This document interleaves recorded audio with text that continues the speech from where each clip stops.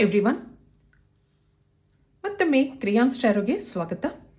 ಇವತ್ತಿನ ರೀಡಿಂಗ್ನಲ್ಲಿ ನೀವು ಇಷ್ಟಪಡ್ತಾ ಇರುವ ವ್ಯಕ್ತಿ ಮನಸ್ಸಲ್ಲಿ ಏನಿದೆ ಅನ್ನೋದನ್ನು ಕೇಳೋಣ.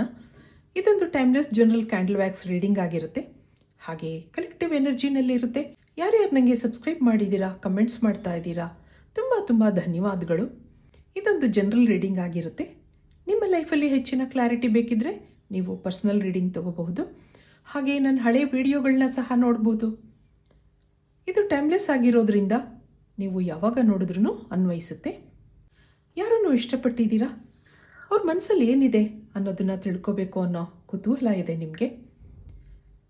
ಕ್ಯಾಂಡಲ್ ವ್ಯಾಕ್ಸ್ ರೀಡಿಂಗಿಂದ ಏನು ಬರುತ್ತೆ, ಒಂದು ನಿಮಿಷ ನೀವು ನಂಬಿದ ದೇವ್ರನ್ನ ನೆನೆಸ್ಕೊಳ್ಳಿ, ಹಾಗೆ ನಿಮ್ಮ ಮನಸ್ಸಲ್ಲಿರೋ ವ್ಯಕ್ತಿನೂ ನೆನೆಸ್ಕೊಳ್ಳಿ. ಡಿವೈನ್ ಎನರ್ಜಿನಲ್ಲಿ ಕನೆಕ್ಟ್ ಆಗೋಕ್ಕೆ ಪ್ರಯತ್ನ ಮಾಡಿ. Universe, angels, spirit guides help ಮಾಡಿ.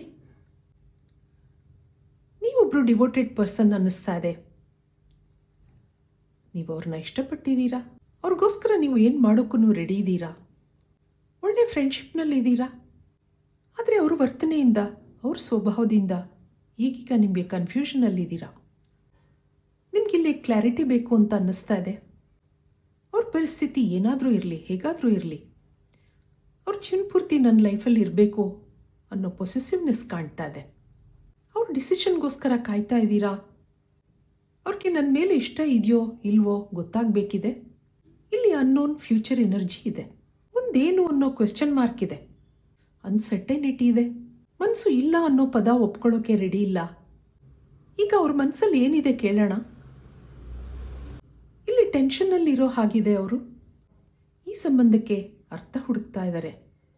ಮುಂದೇನು ಅನ್ನೋ ಪ್ರಶ್ನೆ ಅವರಲ್ಲೂ ಇದೆ. ನಿಮ್ಮನ್ನು ಇಷ್ಟಪಟ್ಟಿದ್ದಾರೆ, ಮುಂದೇನೂ ಕಂಟಿನ್ಯೂ ಮಾಡೋ ಆಸೆ ಇದೆ. ಆದರೆ ಕಮಿಟ್ ಆಗೋಕ್ಕೆ ಇಷ್ಟ ಇಲ್ಲ. ನಿಮಗೆ ಅವರು ಟೈಮ್ ಕೊಡ್ತಾ ಇಲ್ಲದೆ ಇರಬಹುದು, ಅಥವಾ ಮಾತು ನಿಲ್ಲಿಸಿರ್ಬಹುದು. ಇದೆಲ್ಲ ಬೇಜಾರಾಗ್ತಾ ಇದೆ.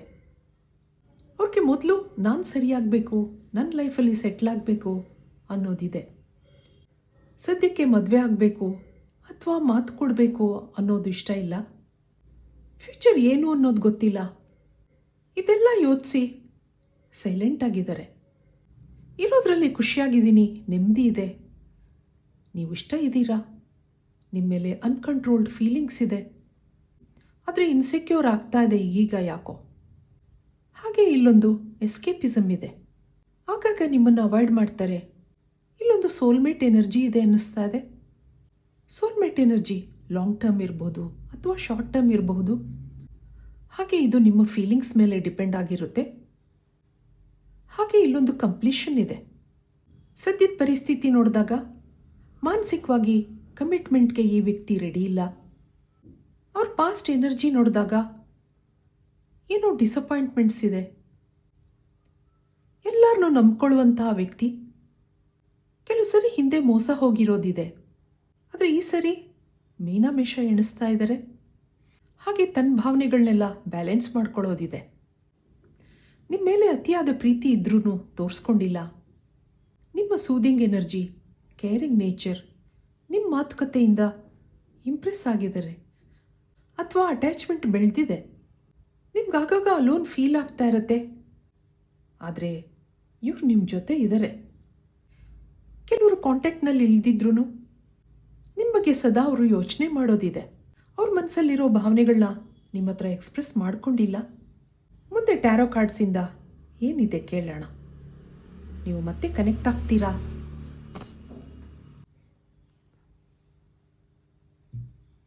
ಇದಕ್ಕೆ ಟ್ಯಾರೋ ಕಾರ್ಡ್ಸಿಂದ ಆನ್ಸರ್ಸ್ ಕೇಳೋಣ. ಅವ್ರ ಮನಸ್ಸಲ್ಲಿ ಕನ್ಫ್ಯೂಷನ್ಸ್ ಇದೆ. ಮುಂದೆ ನಿಮಗೆ ಕಮಿಟ್ಮೆಂಟ್ ಕೊಡ್ತಾರಾ? ಪೊಸೆಸಿವ್ನೆಸ್ ಇದೆ. ಹಾಗೆ ಏನೋ ಅಟ್ರಾಕ್ಷನ್ ಇದೆ.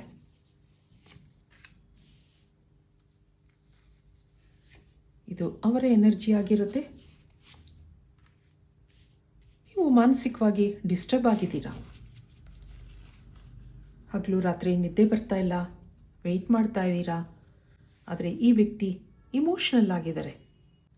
ನಿಮ್ಮ ಬಗ್ಗೆ ಸದಾ ಯೋಚನೆ ಮಾಡೋದಿದೆ. ಹಾಗೆ ನಿಮ್ಮ ನೆನಪುಗಳು ಅವ್ರಿಗೆ ಆಗಾಗ ಬರ್ತಾ ಇರುತ್ತೆ. ಮುಂದೆ ನಿಮ್ಮ ಜೊತೆ ಜೀವನ ಮಾಡಬೇಕು ಅನ್ನೋದಿದೆ. ಅದ್ರ ಬಗ್ಗೆ ಕನಸುಗಳು ಇದೆ. ಅದಕ್ಕೋಸ್ಕರ ದೇವರಲ್ಲಿ ಪ್ರೇಯರ್ ಮಾಡೋದು ಇದೆ. ಆದರೆ ಇವರೊಂದು ಇಮೋಷ್ನಲ್ ವ್ಯಕ್ತಿ ಅನ್ನೋದಿದೆ.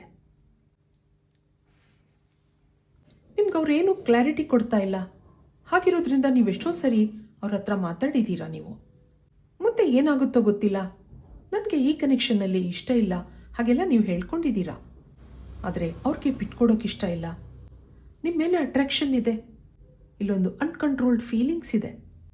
ನೀವಾಗಿ ಮಾತು ಬಿಟ್ರು ಎಷ್ಟೋ ಸರಿ ನಿಮ್ಮನ್ನು ಮತ್ತೆ ಕನೆಕ್ಟ್ ಆಗೋದಿದೆ. ನೀವು ಫೋನ್ ಕಾಲ್ ತೆಗೆದಿದ್ರು ಡೈರೆಕ್ಟಾಗಿ ನಿಮ್ಮನ್ನು ಭೇಟಿ ಮಾಡೋದಿದೆ. ಆದರೆ ಅವ್ರ ಸ್ವಭಾವನ ನಿಮಗೆ ಅರ್ಥ ಮಾಡ್ಕೊಳಕ್ಕಾಗ್ತಾ ಇಲ್ಲ. ಮೆಂಟಲಿ ಡಿಸ್ಟರ್ಬ್ ಆಗಿದ್ದೀರಾ. ಹಗಲು ರಾತ್ರಿ ಯೋಚನೆಗಳಾಗ್ತಾ ಇರುತ್ತೆ. ಯಾಕೋ ಆ ವ್ಯಕ್ತಿನ ಬಿಡೋಕ್ಕಿಷ್ಟ ಇಲ್ಲ. ಅವರನ್ನು ತಿದ್ದೋ ಪ್ರಯತ್ನ ಎಷ್ಟೋ ಸರಿ ನೀವು ಮಾಡಿದ್ದೀರಾ. ಏನಾದರೂ ಮಾತಾಡು, ಏನಾದರೂ ಉತ್ತರ ಕೊಡು, ಹಾಗೆ ನೀವು ಎಷ್ಟೋ ಸರಿ ಕೇಳಿರೋದಿದೆ. ಅದಕ್ಕೆ ಅವ್ರ ಉತ್ತರ ಒಂದೇ, ನಿಮ್ಮನ್ನು ಅವಾಯ್ಡ್ ಮಾಡೋದು. ಆ ಟೈಮ್ ಬಂದಾಗೆಲ್ಲ ನಿಮ್ಮಿಂದ ತಪ್ಪಿಸ್ಕೊಂಡು ಹೋಗ್ತಾ ಇದ್ರು. ಆದರೆ ಮತ್ತೆ ಅವರೇ ಬಂದು ನಿಮ್ಮನ್ನು ಮಾತಾಡಿಸ್ತಾ ಇದ್ರು. ಇದು ಹೀಗೆ ಕಂಟಿನ್ಯೂ ಆಗ್ತಾ ಇದೆ. ಇದಕ್ಕೆ ಏಂಜಲ್ಸಿಂದ ಏನಿದೆ ಕೇಳ್ಬಿಡೋಣ ಒಂದ್ಸರಿ. ಇಲ್ಲಿ ಪ್ಲೇಫುಲ್ನೆಸ್, ಹಾಗೆ ಮೇಕ್ ದಿ ಎಫರ್ಟ್, ಮತ್ತೊಂದು this could be the one. ಇಲ್ಲಿ trust, one more true love, ಇಲ್ಲೊಂದು ಡಿಸೆಪ್ಷನ್. ಬಾಟಮ್ನಲ್ಲಿ ಏನಿದೆ, ಎಕ್ಸ್ಪ್ರೆಸ್ ಯುವರ್ ಲವ್ ಅನ್ನೋದು ಬರ್ತಾ ಇದೆ. ಸದ್ಯದಲ್ಲೇ ಅವರು ಕಮಿಟ್ಮೆಂಟ್ ಕೊಡ್ತಾರೆ ಅನ್ನೋದಿದೆ. ನಿಮ್ಮನ್ನು ಇಷ್ಟಪಟ್ಟಿದ್ದಾರೆ ಅನ್ನೋದು ನಿಮಗೂ ಗೊತ್ತಿದೆ. ಆದರೆ ಕನ್ಫರ್ಮೇಷನ್ ಮುಂದೆ ಬರುತ್ತೆ ಅನ್ನೋದಿದೆ. ಅವರ ಎನರ್ಜಿ ನೋಡಿದಾಗ ಶುರುವಿನಲ್ಲಿ ಇಲ್ಲೊಂದು ಪ್ಲೇಫುಲ್ನೆಸ್ ಇತ್ತು, ಅಂಥ ಸೀರಿಯಸ್ನೆಸ್ ಇರಲಿಲ್ಲ. ಈಗೀಗ ನಿಮ್ಮ ಮೇಲೆ ಅಟ್ಯಾಚ್ಮೆಂಟ್ ಬೆಳ್ಕೊಂಡಿದೆ. This could be the one ಅನ್ನಿಸ್ತಾ ಇದೆ. ಅವ್ರ ಲೈಫ್ ಪಾರ್ಟ್ನರ್ ಆಗೋಕ್ಕೆ ಅವ್ರ ಮನಸ್ಸು ಅಕ್ಸೆಪ್ಟ್ ಮಾಡ್ಕೊಂಡಿದೆ. ಹಾಗೆ ಇದೊಂದು ಟ್ರೂ ಲವ್ ಅನ್ನಿಸ್ತಾ ಇದೆ ಅವ್ರಿಗೆ. ನಿಮ್ಮ ಎನರ್ಜಿ ನೋಡಿದಾಗ ನೀವು ತುಂಬ ಎಫರ್ಟ್ಸ್ ಹಾಕ್ತಾ ಇದ್ರಿ. ಅವರಿಂದ ಕ್ಲಾರಿಟಿ ತಗೊಳ್ಳೋಕ್ಕೆ, ಅವರಿಂದ ಉತ್ತರ ಕೇಳೋಕ್ಕೆ ತುಂಬ ಕಾತರವಾಗಿದ್ರಿ. ಆದರೆ ಈಗೀಗ ನಿಮಗೆ ಇಲ್ಲಿ ನಂಬಿಕೆ ಬರ್ತಾ ಇದೆ. ನಿಮ್ಮನ್ನು ತಪ್ಪಿಸ್ಕೊಂಡು ಹೋಗ್ತಾ ಇದ್ರು ಸರಿ, ನನಗೆ ಮೋಸ ಮಾಡ್ತಾರೆ ಅಂತ ಅನಿಸಿತ್ತು ನಿಮ್ಗೆ ಎಷ್ಟೋ ಸರಿ. ಆದರೆ ಈಗೀಗ ಈ ವ್ಯಕ್ತಿ ಮೇಲೆ ನಂಬಿಕೆ ಬರ್ತಾ ಇದೆ. ಹಾಗಿರೋದ್ರಿಂದ ಇಲ್ಲೊಂದು ಹ್ಯಾಪಿ ಎಂಡಿಂಗ್ ಇದೆ. ಇದು ಇವತ್ತಿನ ರೀಡಿಂಗ್ ಆಗಿರುತ್ತೆ. ಮತ್ತೆ ಇಂಥದ್ದೇ ರೀಡಿಂಗ್ ಕೇಳಬೇಕು ಅನಿಸಿದ್ರೆ ನನ್ನ ವೀಡಿಯೋಸ್ನ ಲೈಕ್ ಮಾಡಿ, ಶೇರ್ ಮಾಡಿ, ಸಬ್ಸ್ಕ್ರೈಬ್ ಮಾಡಿ. Thank you for watching. Be happy always.